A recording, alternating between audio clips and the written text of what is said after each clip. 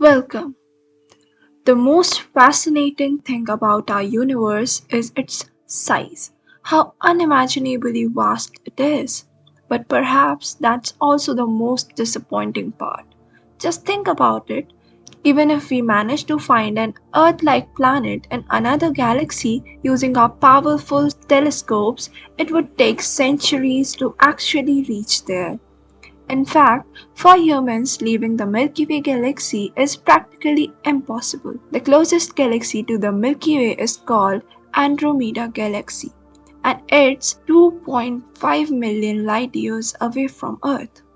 Now, if we try to reach it using a regular spacecraft that travels at a typical speed of 28,000 kilometers per hour, it would take 94.5 billion years to get there. Even if we somehow developed a technology that allow us to travel at the speed of light, it would still take 2.5 million years to reach there. Hearing this is honestly disheartening. It makes us question if we'll ever be able to reach a planet that could support life. And what's the point of finding such planets if we know we will never be able to reach them? But what if there was a shortcut to travel to another galaxy? A shortcut that could help us cover this journey of millions of years in just a few months. Now that makes things truly exciting. The shortcut is known as Wormhole. The 2014 film Interstellar, my favorite space movie, portrays this beautifully.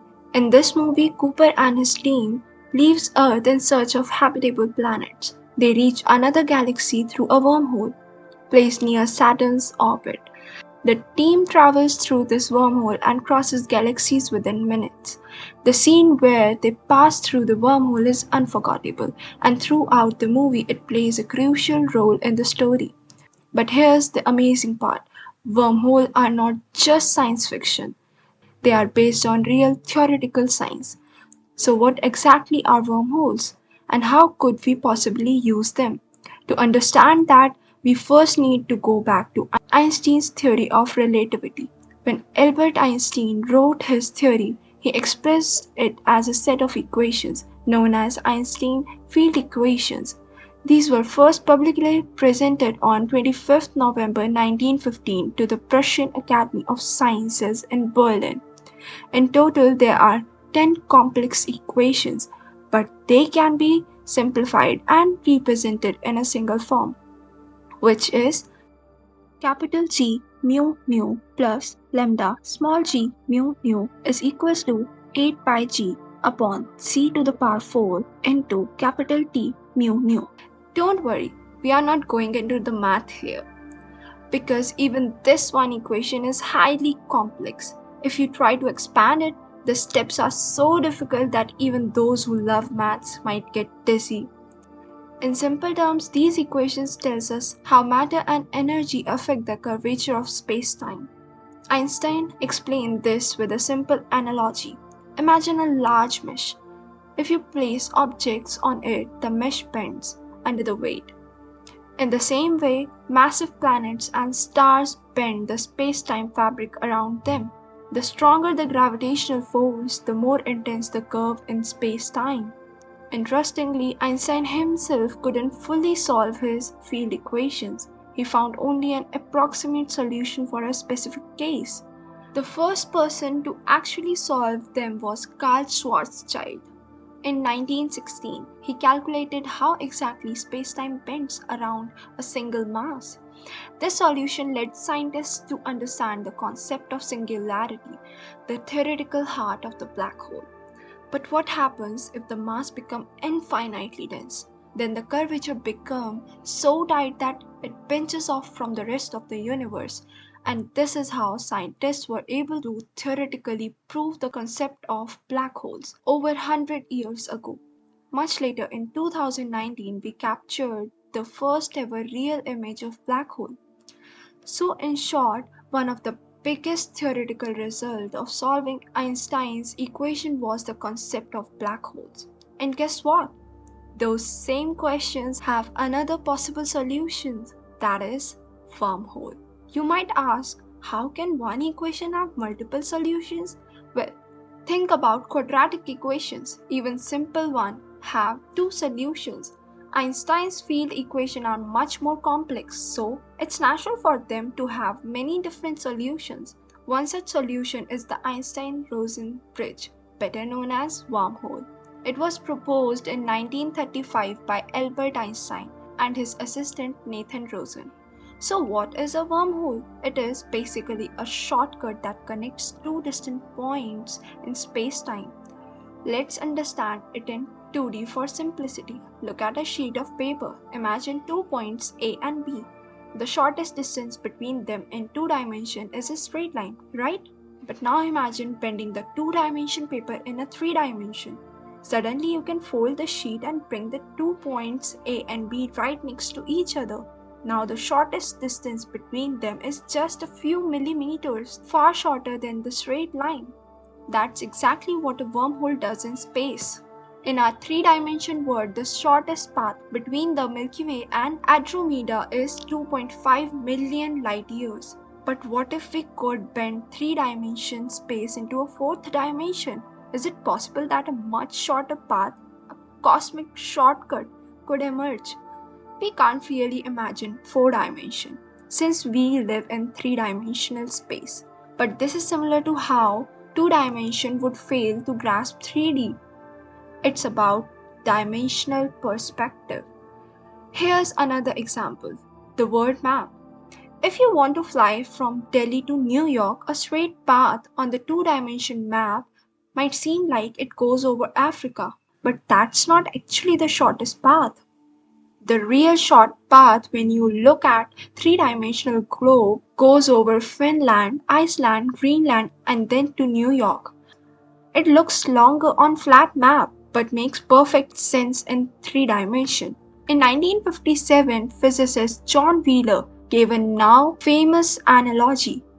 He said, imagine an apple and a worm that eats through it one side to another. Instead of crawling around the surface, the worm cuts straight through. The worm forms a shorter path.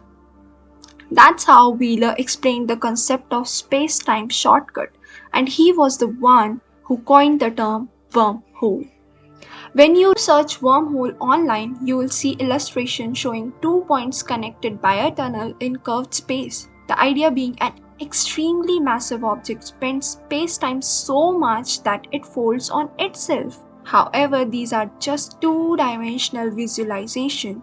In reality, a wormhole would exist in 4 dimensions and would likely appear as a spherical object, not a flat tunnel. As you travel deeper into it, everything would curve around it. And when you look back, the earth would appear farther and farther away. Everything around you would be shaped in a circular way. That's why the wormhole shown in Interstellar was so realistic.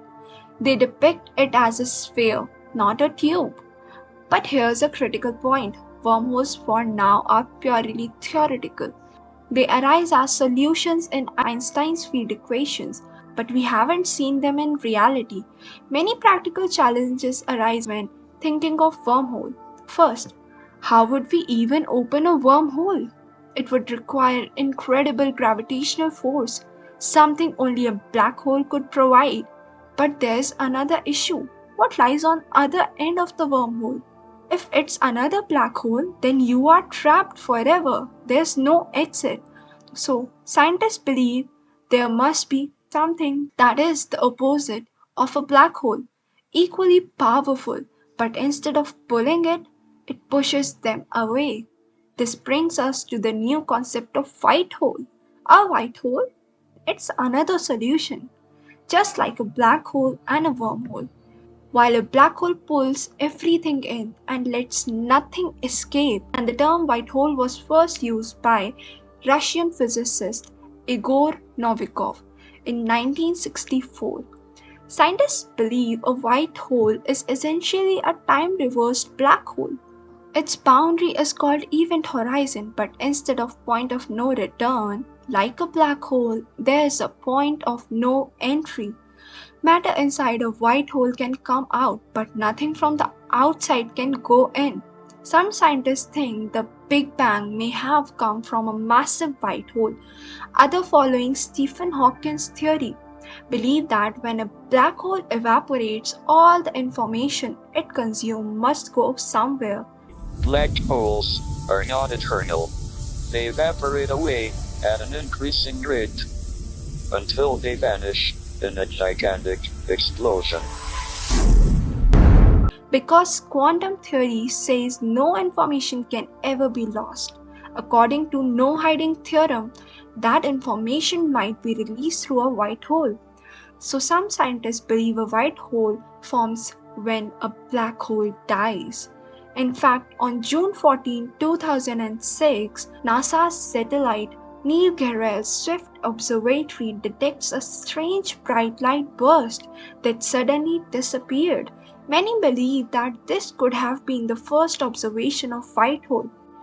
One of the most exciting developments came in 2015 when scientists managed to create a magnetic wormhole in a lab, a major breakthrough.